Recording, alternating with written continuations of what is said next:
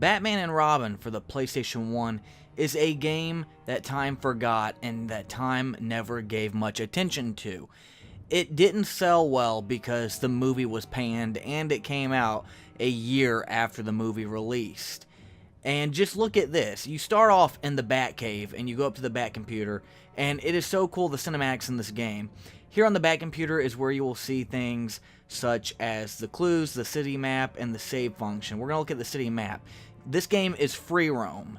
You can go anywhere you see on this map. You pick up clues throughout the city, and you have to piece them together to find out where to go.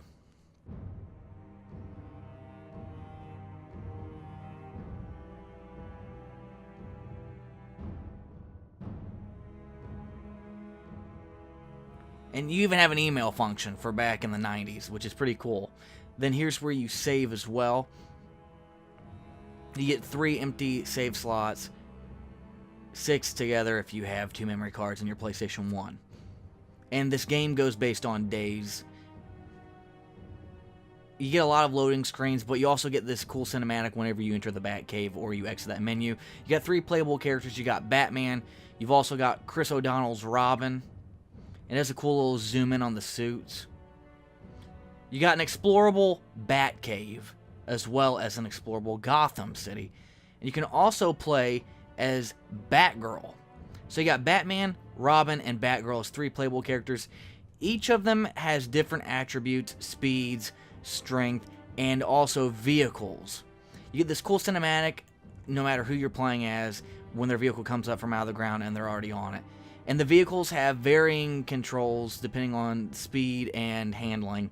And they're not really too different from each other. They all have a gun that shoots, and that's about it. That's the only difference. And the character that rides them. Batgirl can't ride in the Batmobile, and Batman can't ride on the motorcycles. Robin has a motorcycle with twin engines. Batgirl has a moped, or a motorcycle. I can't really tell what it is. As you can see, the handling's kind of slidey.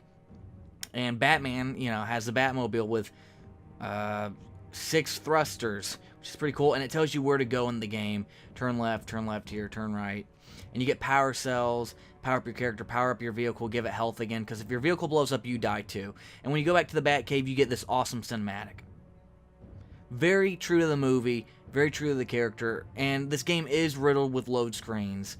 There are an absolute plethora of load screens. You can even go in the secret area and you're inside of Wayne Manor. So they have an explorable Batcave, an explorable Gotham, and an explorable Wayne Manor. And Wayne Manor is where you do all your training. They have hologram training, they have the fireplace, true to the movie, paintings, different rooms, a pool for you to practice swimming. It's just, this game has a lot of stuff in it. And it's a shame that it didn't sell well because the movie was terrible.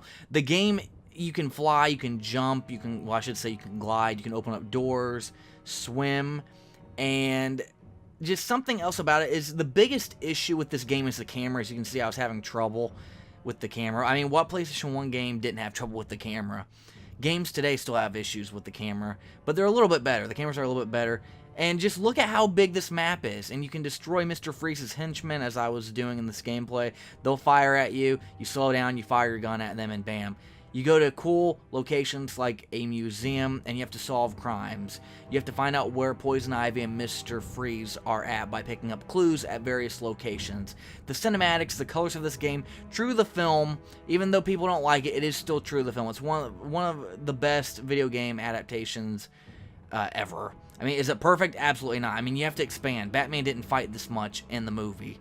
And you're not just going to follow the movie verbatim, because then the game would be over in an hour and 20 minutes. But you get an action system. You can punch, you can kick, you can left hook, you can right hook, you can... you can't really throw, but like you can kind of like push back. You can level up your attributes, strength, speed, agility, and you can even speed up time. To where a crime will happen and the security alarms open up. And there are your clues that you pick up. They usually show up in your menu or on your computer in your email or in your clue section on your computer. Just look at... people trash this game because of the movie. I get it. And because of the camera. But I think that when you look past that and see how much they really put into this game, It was the Grand Theft Auto before Grand Theft Auto, except you can't go and steal cars. You have 3 vehicles for 3 different characters. You have a whole bunch of weapons, batarangs, poison batarangs, and you got turbo lift jet boots that let you hover to reach unreachable areas. This game was very innovative, and it's on the PlayStation 1. It doesn't even look really that bad. And you have to do all these creative puzzles, such as going up a dinosaur's back and grabbing a clue, jumping down using the jet boots to reach an unreachable area to get an item, such as health or a stat enhancer.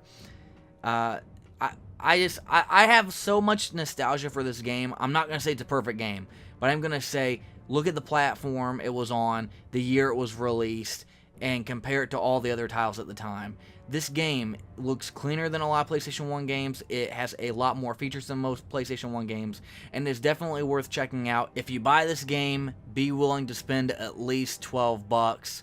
It is one of the higher priced PlayStation 1 games.